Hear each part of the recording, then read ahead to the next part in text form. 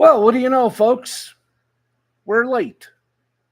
But then again, such is the way of life. Welcome, everybody, to Steve's Sporty Balls, the 45-minute edition. I was just on Piper's show. I'm going back on there at 11 o'clock. So, are you ready? Is you ready? I hope you is, because this is the balls, baby.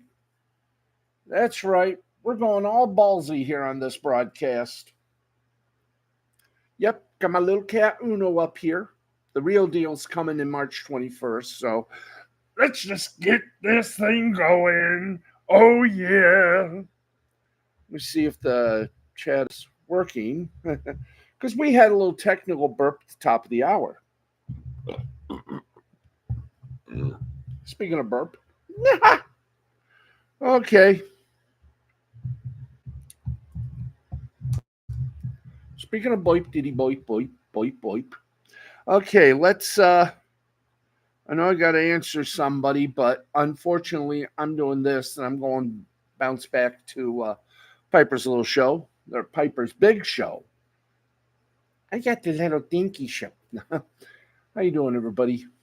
We're on the air. We're a little late, but we're here, which is more than I could say for the rest of mobile society. By the way, don't forget to change your battery on your smoke detectors. I gotta do that tomorrow. So while I'm out, and this is the Fakakta battery that kept beeping. Beep, beep, beep. The boys are marching. I know I'm wasting a little time. Please forgive me. Let's get going on this show, okay? Promise I'll be back in 45 minutes. But here we go. By the way, Monday we're going to still be at 10 o'clock. But if we go over that, it'll be okay because it'll be 10 to 11:30. Yeah, no, 10 to about 11:15 would be just about enough. 10 to 11:15 right here on this lovely little Chanel that we like to call basically Lugnut 6 channel. So let's get going to top of the news. And I'm sorry for our electronic board goofing up there, but here we go. The big story, how Arkansas landed, got a party. He's gone from the UFK. Got a party. Now he's over at Arkansas. Cha. Anyway, how did they do this? How did this come about? Oh, have we got news? Yes. Hi. Domo arigato. Yeah, now I got to find the battery because I got to put this in it. Oh, there it is, staring at me in the face. I got to put a new battery in this. I'm afraid to. Anyway, introduced before a crowd of thousands of cheering fans at Bud Walton Arena on Wednesday night, new Arkansas head basketball coach John Calipari. Okay, this falls. All right. Anyway, let's keyhole here. Quipped that he'd never gotten that kind of greeting in this building. No kidding. The 65-year-old Hall of Famer recalled when he was ejected during a game inside the venue during the 2019-2020 season that his Kentucky Wildcats won. Ew. Back then, the idea of got a party, one day leading another college basketball program, let alone an SEC rival, seemed unfathomable. Yes. But now it's reality, and Arkansas play-by-play announcer Chuck Barrett wasted little time hitting Calipari with the million-dollar question. How did this happen? Barrett asked as he shared the stage with Calipari for a question and answer session. Walk us through this. Calipari responded, quick to credit the billionaire Arkansas booster he later referred to as my good friend. He He said, quote, John Tyson, end quote. Both Calipari and Arkansas Athletic Director Hunter Yurachek were adamant Wednesday that the former CEO of Tyson Food played a vital role in landing Calipari to replace Eric Musselman, who left after 5 seasons to take the USC job. He is now truly a Trojan man. Mm-hmm. Trojan man. Now, according to Calipari, Tyson asked if Calipari would meet with Yurachek last week. Both happened to be in the Phoenix area for the Final Four. What a coinky-dink, boys and girls. Calipari agreed, insinuating that he assumed Yurachek might want his opinion on candidates to replace Musselman. Whatever John Tyson would ask me to do, I'm doing it, Calipari said. Yahoo. Okay. The meeting lasted less than 90 minutes. Yurachek said Calipari, quote, spent 15-20 minutes bragging about how great of a job it was, end quote. Yurachek eventually asked, why not you? Calipari responded, why not me? Yurachek shot back, yeah, why not you? Brilliant, intelligent conversation these boys are having, isn't it, boys and girls? Well, after talking with Yurachek, Calipari said he went west while mulling the possibility of leaving Kentucky for Arkansas. On his trip, Calipari said he spoke with a Catholic priest about the decision. Father, I've got to decide what I'm going to do here, Calipari said.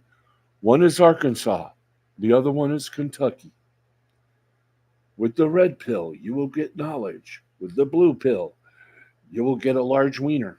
The priest told him to go for an hour walk and have it in his mind. He was the Arkansas coach, that on the way back, Calipari should imagine that he was the Kentucky coach.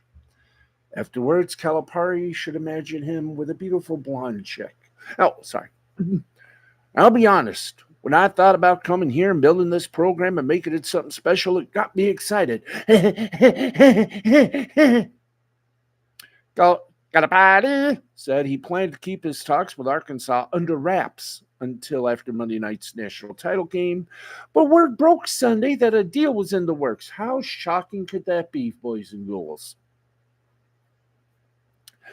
It was officially announced Wednesday as a 5-year deal with $38 million before potential bonuses. The average salary in excess of $7 million falls short of what Calipari made at Kentucky, but is roughly $3 million per year more than what the Razorbacks paid Musselman. Yurachek made it very clear the deal likely would have been impractical without Tyson and fellow booster Warren Stevens. The two joined forces together to make certain we could offer the type of package that would lure Coach Cal to Fayetteville, Yurachek said. In addition to the boosters, an unlikely figure also played a key role in getting Calipari to Arkansas, Kelvin Sampson. Calipari said he called the Houston coach to inquire about working for Yurachek, who was Houston's athletic director from 2015 to 2017. He almost jumped through the phone, Calipari said. Soon, Calipari got a rundown of how Yurachek helped set the stage for Houston's recent run of success. Calipari said, that got me to where I had to listen. I'll say it again. Basketball coaches win games. Administrations win championships. You know why? Because they want to. And it's important to them. End quotation. Players are also an important part of the championship equation. Arkansas's 24-25 roster is a blurry picture at the moment. I met with the team. Calipari said, there is no team. Where is the wind? You cannot see the wind. I don't see a team. I see benches. I see trees of green, red roses too. I see them all for me and you. Oh, sorry.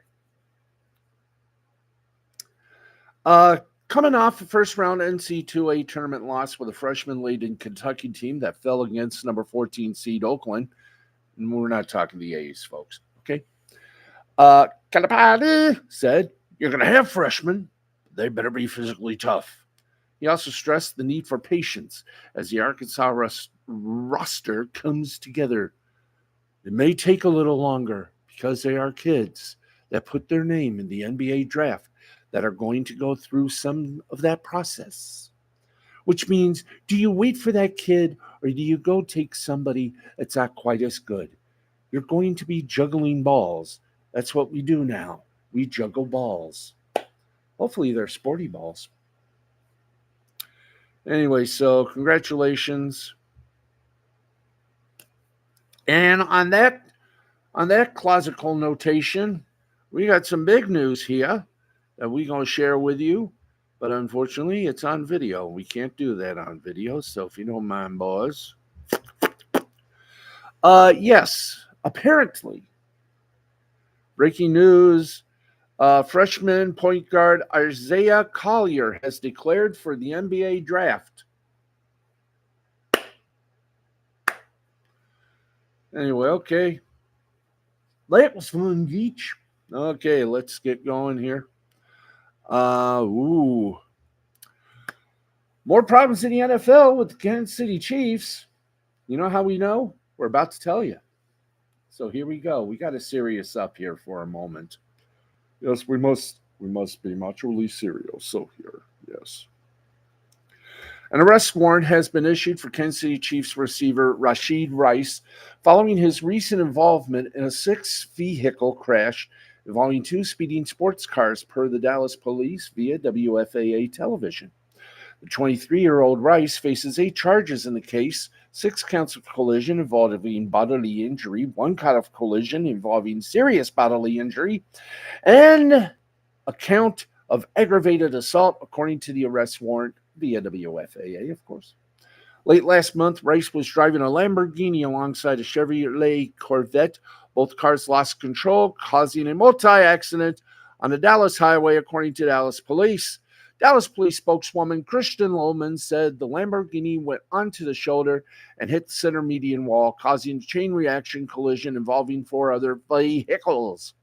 Rice released a statement via ESPN apologizing for the situation and saying that he takes, quote, full responsibility for my part in this matter, end quote.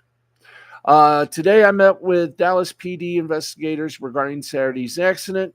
I take full responsibility for my part in this matter and will continue to cooperate with the necessary authorities. I sincerely apologize to everyone impacted in Saturday's accident. Rice and the driver of the Corvette left the scene without determining if anyone involved needed medical attention, West said. Why Rice left the arena after the crash? A very good question, my friends. Very good. That's still being investigated, too. He's a young man that made a mistake, West said, adding that Rice's heart goes out to those injured. 2 drivers were given medical attention for minor injuries at the crash site, and 2 others went to the hospital for minor injuries. A minimum of 3 of the victims are retaining legal counsel. Oh, boy, according to the Dallas Morning News. Mr. Rice wants to make it certain that it is understood and appreciated that he is going to do everything in his power to bring that life back to as normal as possible in terms of injuries and in terms of property damage. West said via the Dallas Morning News, he'll make certain that he is responsible for helping them get through that particular part of this. Don't get us wrong. We understand no one can ever bring back to a person who has been in an accident, help them get over the memories of being in that accident. A report from WFAA Channel 8 in Dallas revealed 10.8 grams of marijuana were discovered in the vehicle Rice was driving. Now, if charged, that amount will lead to a Class B misdemeanor in the state of Texas, which is punishable through as many as 180 days in jail and a fine no larger than $2,000. West's initial statement was in line with his client's social media post, saying Rice is fully cooperating. On behalf of Rashid Rice, his thoughts are with everyone impacted by the automobile accident on Saturday, end quote, West said via the Dallas Morning News. Rashid is cooperating with local authorities and will take all necessary steps to address this situation responsibly. Bravis. Bravis. NFL spokesperson Brian McCarthy said the league is currently monitoring the situation. Rice grew up in Texas in the Fort Worth area and went to college in Dallas at SMU. He was drafted by the Chiefs in the second round of the 2023 NFL Draft. Rice led the Super Bowl champion Kansas City Chiefs in receiving touchdowns last season, 7, while ranking second in both catches, 79, and receiving yards, 938, behind Pro Bowl tight end Travis Kelce. Wow. Some big news and some even bigger news.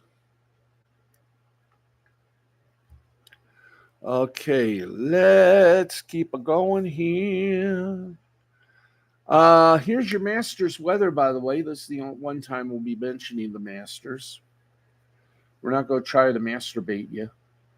B-A-T, you know what I mean. Anyway, looks like the Masters may be undergoing a little bit of a shift in the wind, as it were. That's right. Adverse weather has affected every Masters since 2019, and this year looks to be no different. Early thunderstorms had the potential to delay first-round action at the 88th Masters, as rain is forecast to hit Augusta on Thursday morning. How much golf is able to be played on the first day will be something to follow, as once the rain clouds and electricity subside, ideal conditions will be presented to players for the remainder of the 24 Masters. The winds will join the precipitation as a factor that must be considered Thursday. Sustained winds in the mid-teens are expected all week long, making crucial holes, such as those featured in Amen Corner, all the more difficult. These winds are forecasted to gust up to nearly 40 miles per hour on Thursday and Friday, though they will temper down once the weekend rolls around, according to AccuWeather. Should this forecast materialize, it'll mean that 49 out of the 88 Masters will have experienced some sort of rain. After no rain fell during play from 2014 to 2018, Augusta has received rain in each of the last 5 tournaments. It all starts Thursday, kids. It's Vernon Lundquist's last call at his little perch. We'll wait for him to go out, and I hope they have a nice little subtle tribute to him. They did when he retired from college football broadcasting. I hope they give him the same type of tribute as his last momentation of the Masters. His last one shining moment, as it were. Up there, and I think the 17th. Okay, let's keep going. By the way, it's 10:33. We are going to try to attempt to go to the top of the hour so I can get back to Ms. Piper's program and just scroll around a bit. Anyway, doing the best I can, folks. So, can we? Thank you. Let us go back to where we were. Okay. Usually, we try to look for some more, which we are. I'm not trying to give, no dead air as we continue on our Mary Chase and Sanborn Highway. Let's do this. Okay, thank you. Another NFL report we give you. The NFL's first game ever in Brazil is finally set, 2 months after announcing that Philadelphia Eagles will be serving as the home team in Brazil. The NFL revealed on Wednesday that their opponent will be the Green Bay Packers for the game, which will kick off Friday, September the 6th. The fact the game is being played in Brazil isn't the only unique thing about the game. It's also notable the game will be played on a Friday in Week 1.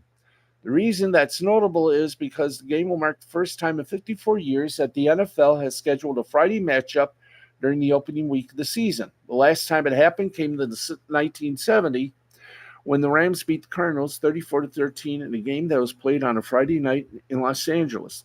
One reason there's been such a huge gap between Friday games is because it's not easy for the NFL to schedule a Friday game during the regular season. As a matter of fact, the only reason it's happening this year is because the league has taken advantage of a broadcasting loophole. Yes. Under the Sports Broadcasting Act of 1961, the NFL is not allowed to televise any games on a Friday or Saturday from the second weekend in September through the second weekend in December. Those 2 days have been earmarked for high school and college football. This is why you don't see any Saturday games on the NFL schedule until late in the season. So what does that mean for this year? The NFL always kicks off the season on the first Thursday after Labor Day. If Labor Day falls on September 3rd or later, then the first NFL weekend will be the second weekend of September, and Friday games won't be permitted. But since Labor Day is on September 2nd this year, hooray, there was a door that opened for the NFL to play on Friday, September 6th. If you're wondering how the NFL was able to play a Black Friday game in 23, the league also took advantage of that loophole in broadcast rules to make that happen. Under the Sports Broadcasting Act, the NFL is allowed to schedule a Friday game as long as a substantial portion of the game is over by 6 p.m. local, which is why the Dolphins and Jets kicked off at 3 on Black Friday in 2023. With Labor Day set to fall on September 1st in 25, the NFL could conceivably play another Friday opener in another foreign country to start that season. For the Brazil game, the NFL will likely put it in prime time, but the official kickoff time likely won't be announced until the schedules come out in May. Surprise! For now, here's what we know. The Eagles will be heading to São Paulo, Brazil to open their season against the Packers in a game that will kick off on Friday, September 6th, and streamed exclusively on Peacock. The game will mark just the third time since 2010 that the NFL has held a game on Friday. So don't even think about turning it on CBS, NBC, or ABC, ESPN, or Fox, because it's going to be on Peacock. Don't you just love it? Okay. I think we got time. Yes, we do. Let's do it then. We'll check we won't check the NBA standings because, well, that's already been designated, but we'll do it anyway as a public service. Speaking of the NBA, everything is final, but there's still one game going on right now. And at the end of the first quarter, it is Timberwolves 28, Nuggets 26. Let's go for some finals, shall we? Cavaliers over the Grizzlies, 110-98. Hornets over the Hawks, 115-114. Mavericks over the Heat, 111-92. Raptors lost to the Nets, 106-102. Bucks over the Magic, 117-99. Thunder over the Spurs, 127-89. Suns Clippers play tonight at 10:30, which they're already starting. We have no score yet. One game still going on in Major League Baseball, about to conclude. Bottom of the ninth, Brewers 7, Reds 2. Finals, Twins 3, Dodgers 2, Phillies 4, Cardinals 3. Final in 10 innings, Blue Jays over the Mariners. No, excuse me. I didn't see that. Mariners over the Blue Jays 6-1. Diamondbacks over the Rockies 5-3. Giants over the Nationals 7-1. Rays over the Angels 4-2. In 10 innings, Guardians beat the White Sox 7-6. Padres over the Cubs 10-2. Marlins over the Yanks 5-2. Orioles over the Red Sox 7-5. Royals over the Astros 11-2. Rangers over the Athletics 6-2, and the Braves Mets were postponed due to inclement weather. Meanwhile, 3 games, 2 still going on, none of them featuring the Red Wings. 12-10 remaining in the third, or as we like to call it, 13-10 remaining in regulation. The Edmonton Oilers are blanking the Golden Knights. Fill it in by as you may. 4-0 is the score. Early on the first period, it is the Canucks and Coyotes 0. And one final score, the only final score we can report on, St. Louis Blues over the Chicago Blackhawks 5-2. In soccer, a.k.a. football, Barcelona over PSG 3-2. And Atletico Madrid over Borussia Dortmund 2-1. And that is a look at most of the scores. We got some other scores for you. And we're going to do that immediately. That's right. That's right. We're giving it our all here. We're going to definitely try to. Excuse me. Hope that didn't air, but I gotta get a new battery. Okay, let's go to it. There is more hockey scores, more football scores, and everything else scores. So give us about a couple of moments. I want to just remind you, we are going off at 11, our usual time period. That's right. But tomorrow we'll be back for the full hour of power.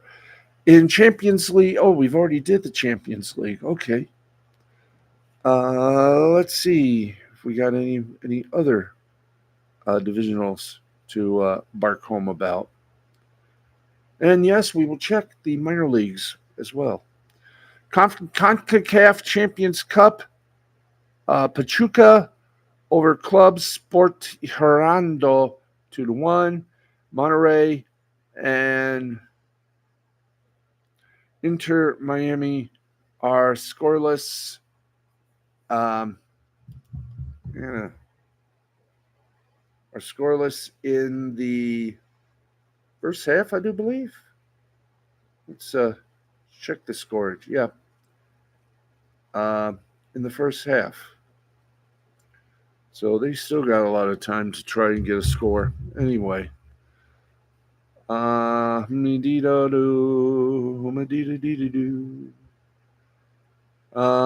see here. Try and look for something from this side of the border. And some like MLS action. Something that we can give you. And it doesn't look like much luck. Let's see. Usually we would have MLS action. There, hey, not bad. We do have some MLS action for you in the next Pro Division. FC Cincinnati 2 beat the New England Revolution, the second team, 2-1. Chicago Fire, second team, beat Crown Legacy 2-0. And the sequel of New York City Football Club lost to the sequel of the New York Red Bulls 1-0. And there you go on that rabid scale. Let's go down to ice hockey because some of the places are in playoff mode now. So let's see.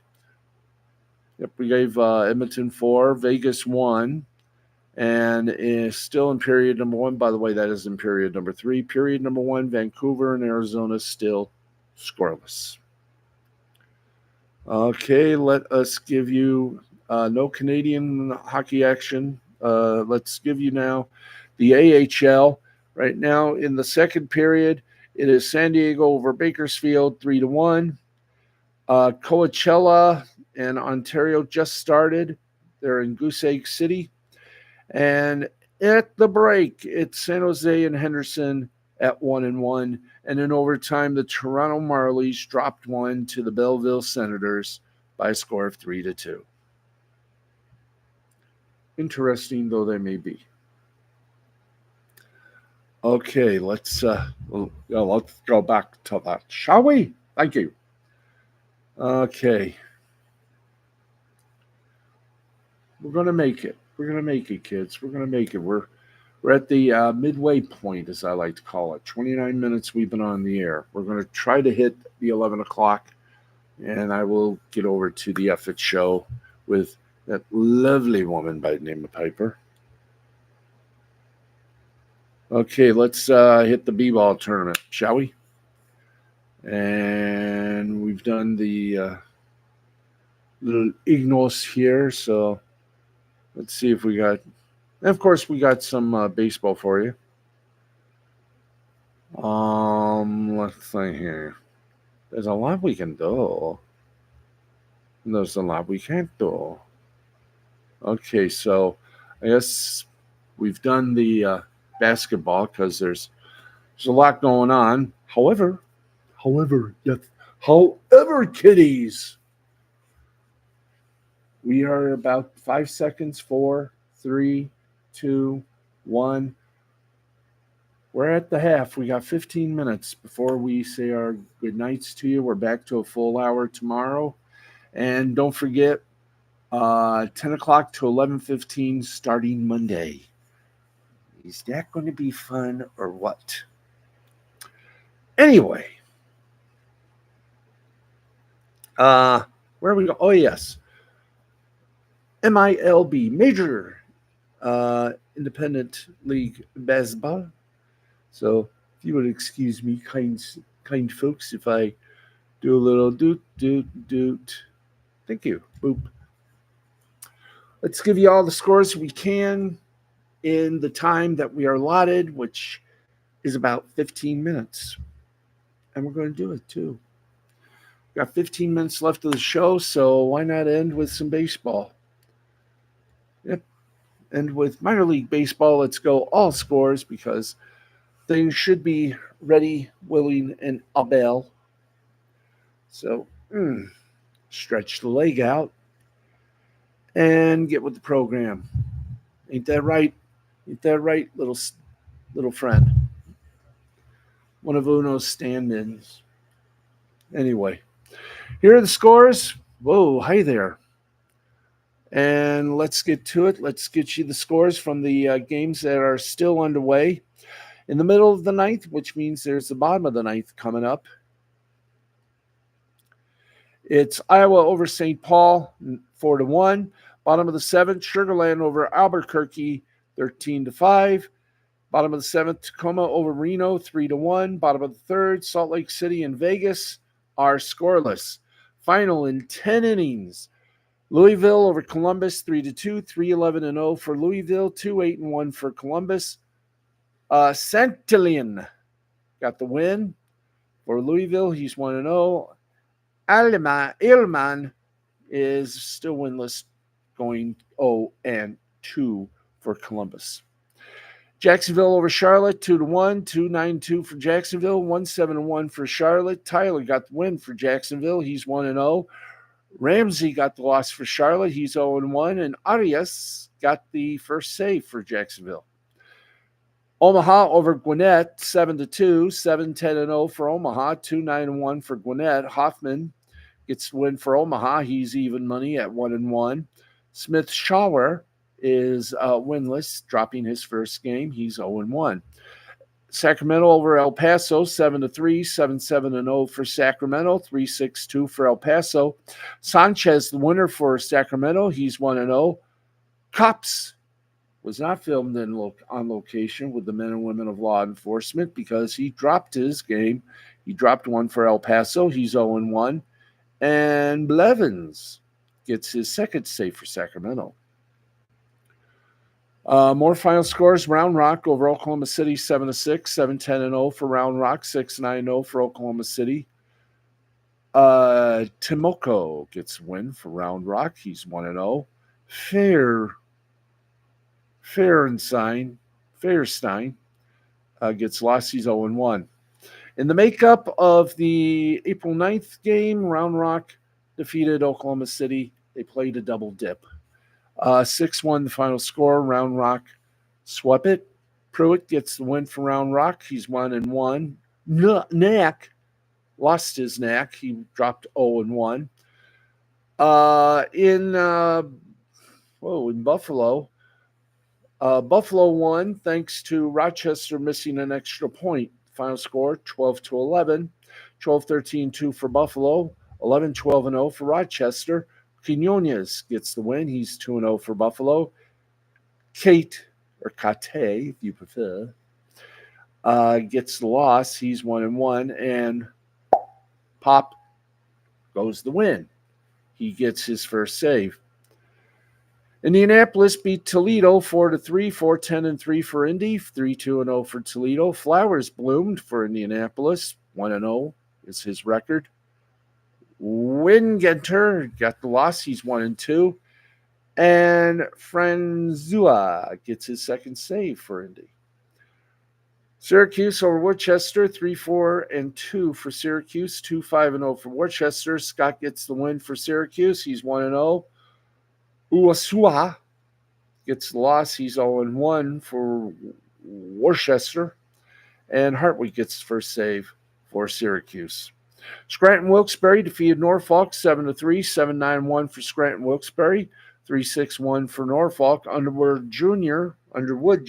gets the win. He's 1-0. Charles was in charge, but he lost. He's 1-1. And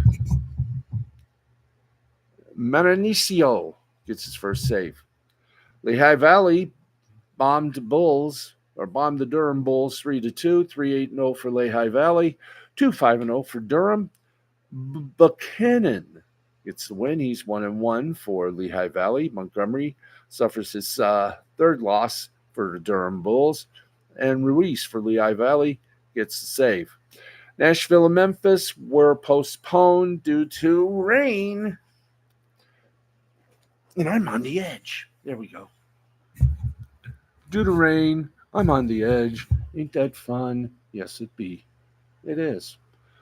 Okay, so that is literally all the scores. Are you certain? Or are you trying to tell me there's more? Let's see. No, come on. Open up, please. Open up, please. Open up. One more open. There. Yeah, I guess that. No, wait a minute here. We gotta do this massively, don't we? I guess so. Okay. Let's go. We'll find out if that was all the scoring we have for you, but I don't think so. But still, no. Let's try AAA, guys. Okay, we got about 8 minutes. So, how did the Lugnuts do? Anyways, let's skip over, go to High A, find out how the Lugnuts did, and here we go. Top of the ninth. Oh, excuse me. Thank you. Top of the fifth inning, Spokane leads Tri-Cities 1-0. Middle of the third, Vancouver leads Hillsborough 1-0. Top of the fourth, Eugene leads Everett 2-0. Final in 10 innings, Hickory beat the Jersey Shore 1-0, 1-3-0 for Hickory, 0-4-0 for Jersey Shore. Hales gets the win for Hickory. He's 1-0. Wilkinson got bladed by the Jersey Shore. He's 0-1. Beloit beat Peoria 2-1, 2-8-0 for Beloit, 1-5-0 for Peoria. Miller gets the win for Beloit. He's 1-0. Mounts gets the loss. He's 0-1. And Taylor gets his first save for Beloit. Asheville beat Brooklyn 17. Asheville beat Brooklyn 7-3, 7-14-0 for Asheville, 3-7-0 for Brooklyn. Cobos gets win for Asheville. He's 1-0. Castenda gets lost for Brooklyn. He's 0-1. Final in 10 innings, Great Lakes Loons beat the Lansing Lugnuts 4-1, 4-9-0 for Great Lakes. Lansing 1-1-1. Wepf gets the win for Great Lakes. He's 1-0. Irvin gets a loss for Lansing. He's 0-1. West Michigan over Quad Cities 4-3, 4-5-0 for West Michigan, 3-9-1 for the Quad Cities. Colehep gets the win. He's 2-0. Martinez gets the loss. He's 0-1. And Alba gets his first save for West Michigan. Greensboro over Winston-Salem, 7-1, 7-10-0 for Greensboro, 1-4-1 for Winston-Salem. And we're just going to give you the scores for rest because I'm looking at my time clock here, and we got about 6 minutes. Let's see, Greensboro, Wilmington over Aberdeen.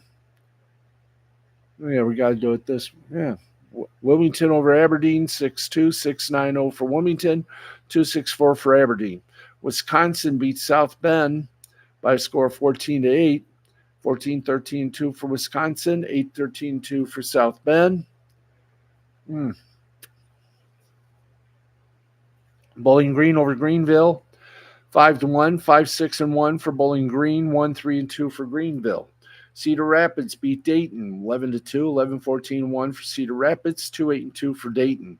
Hudson Valley and Rome were postponed, as were Lake County and Fort Wayne. Okay. That, my friends, is, for want of a better word, going to wrap things up for us. You won't be hearing any more beep beeps because I had to take this down because the battery, I got to get a new battery for this. So it's going to be fun tomorrow. So please be patient with me. Tomorrow we're on for a full hour. We're back to being an hour show, of course. I was a little late because I was appearing on a very beautiful ladies program called The Effort Show. Hopefully they will still be on the air when I go back to appear. So let's go wrap things up for us.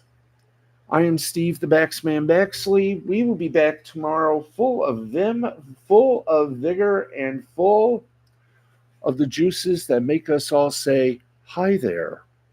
Hope you enjoyed the program. We didn't have much in the many people in the chat room, but nonetheless, as I disappear for a moment, we are going to be back tomorrow, same time, 10 p.m. to 11 p.m. Monday, we're going to try the experiment of being on until 11:15 p.m. But at least I didn't fall asleep like I did twice today when I came home. Came home at about 2:30, 3 o'clock, and I fell asleep. Woke up at 5, then I fell asleep again about 6 o'clock, and woke up, it was about 5 to 8. I'm really going to be in a fun mood tomorrow, aren't I? Yes, I are. So thank you, everybody, for watching. If you missed any of this show, why? But we'll see you tomorrow, same time, 10 o'clock, right here on the L2C Media Network. I am Steve the Baxman Baxley. Thank you for watching. And for the menagerie, have a great night, everybody. And let's try to be kind and be considerate of one another. Love one another as you would love yourself. Good night. This has been a presentation of Mr. Fine Creativity Productions in association with the kind and loving folks at the L2C Media Network. I'll see you tomorrow at 10. Yes, I will see you tomorrow. There we go. Good night, everybody.